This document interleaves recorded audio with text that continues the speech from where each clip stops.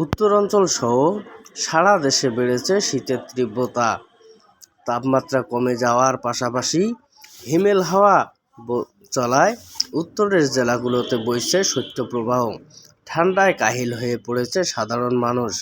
স্থানীয় হাসপাতালগুলোতে বেড়েছে ঠান্ডাজনিত রোগে আক্রান্ত রোগীর সংখ্যা। শীতার্ত মানুষ খড়কুটো জ্বালিয়ে শীত নিবারণের চেষ্টা করছে।